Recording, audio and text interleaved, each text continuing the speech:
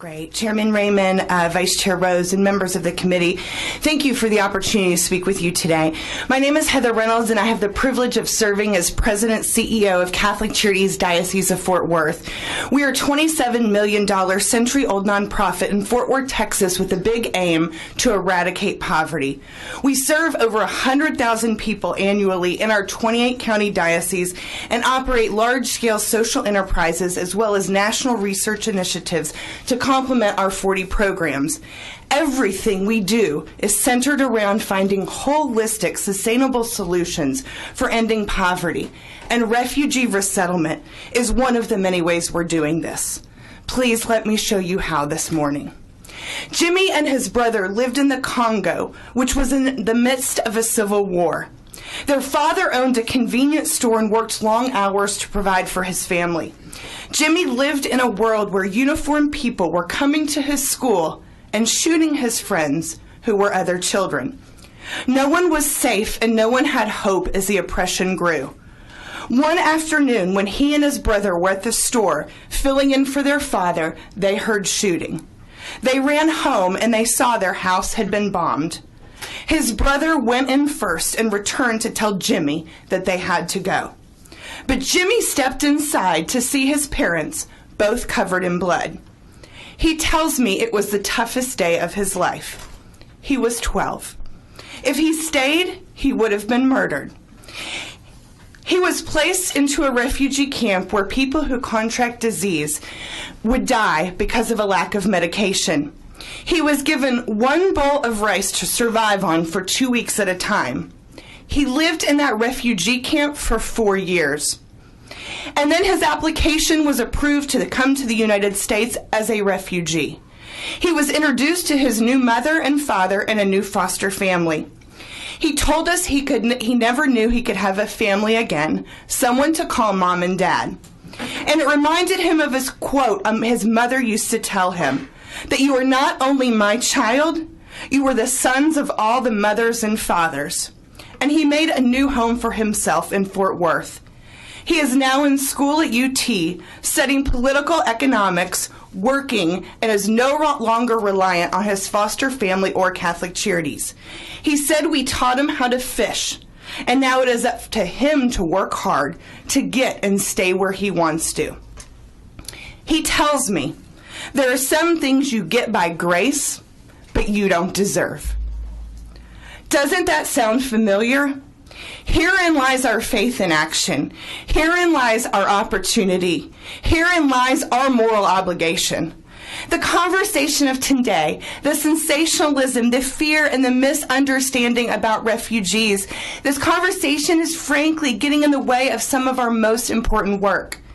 If you are unfamiliar with the term refugee, I want to make clear to you, these are folks who have fled their homelands and cannot return because of persecution for a multitude of discriminatory reasons. Buried in the word persecution are unimaginable stories. Stories of watching their fathers brutally murdered. Stories of children watching their mothers get raped.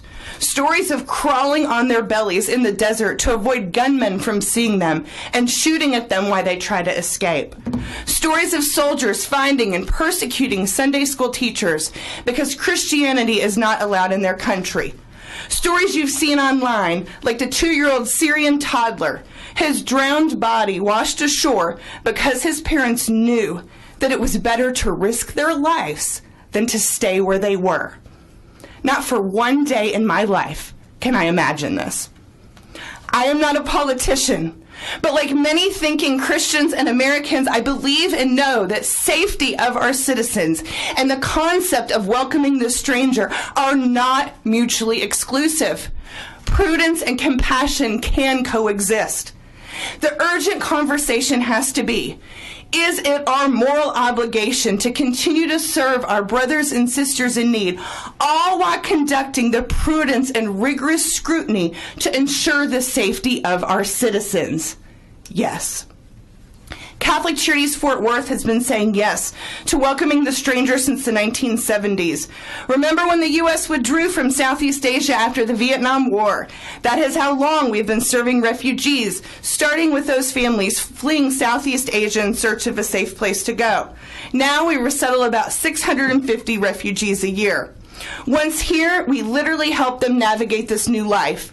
We pick them up from the airport, we take them to their new home, we provide them culturally appropriate food, safe housing, health assessment, cultural orientation, benefits enrollment, school and ESL enrollment, including being a liaison between the school and families, job preparation, and citizenship services.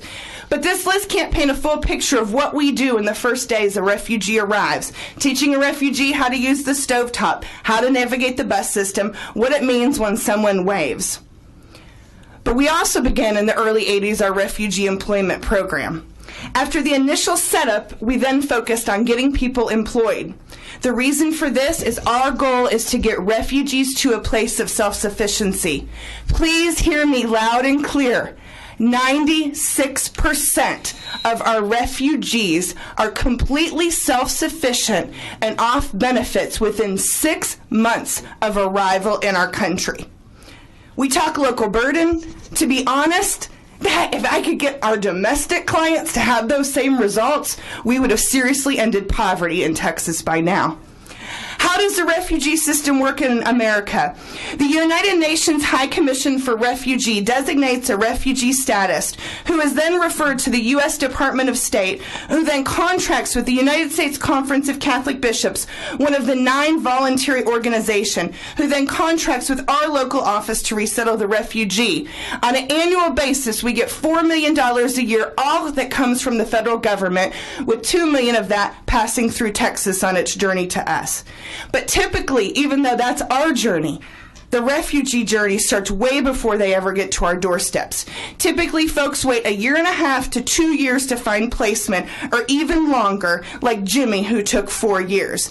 There are 13 security steps that must be passed, including a face-to-face interview before they ever step foot on U.S. soil. Unless all 13 steps are fully completed, no refugee is permitted to enter this country.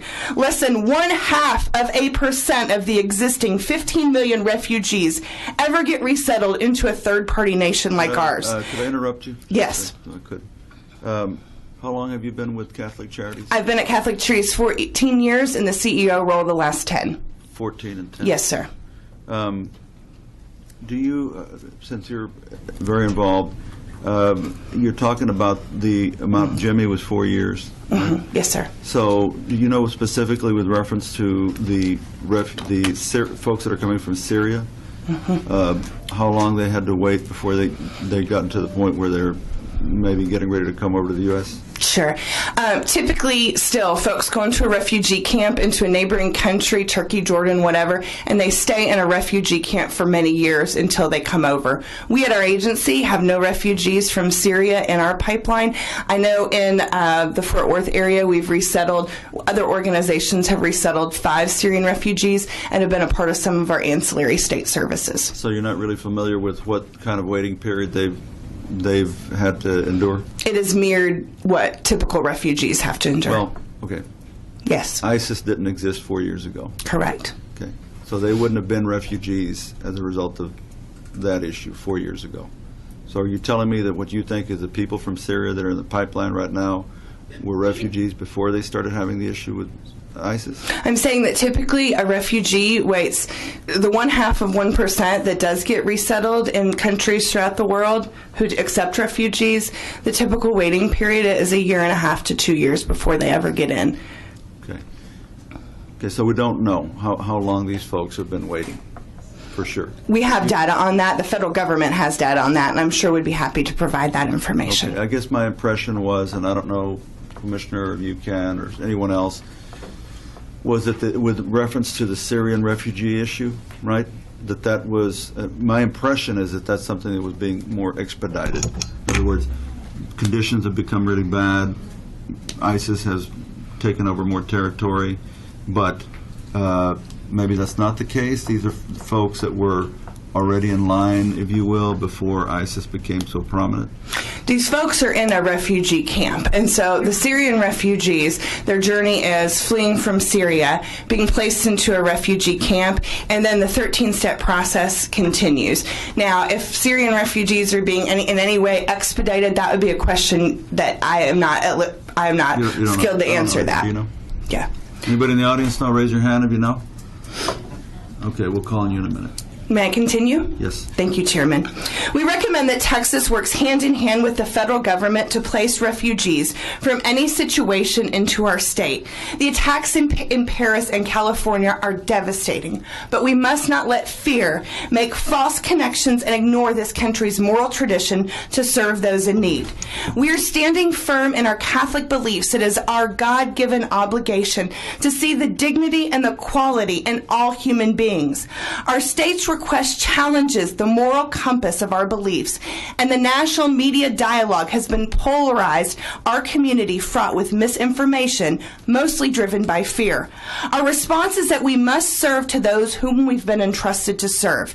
I doubt any person in this room would do differently when faced with their own ethical or moral dilemma. They are not a dilemma, and I think if we own that truth, it changes things. Some things are truly black and white. And so I am looking to you in this room. I am asking for your leadership on this charge, this moral and this ethical charge, to lead through this time with the faces of our brothers and sisters all over your heart, to lead with knowledge and not with fear, to lead in a way that those who have served our country before have led, to lead in a way that the famed words are scribed on the Statue of Liberty. Give me your tired, your poor, your huddled masses yearning to breathe free, the wretched refuse of your teeming shore. Send these, the homeless, tempest, tossed to me. I lift my lamp beside the golden door. Our churches, our church, our charity, and our people just want to live the gospel and continue to be a nation of immigrants and refugees that we have always been. And we can count on you to move past this political roadblock and this divided nation to speak truth and develop a compassionate and prudent response. If anyone can do it, we believe Texas can. I am happy to answer any questions you might have today, as well as my colleagues with the Texas Catholic Conference are happy to answer any questions. Well, thank you for what you all do.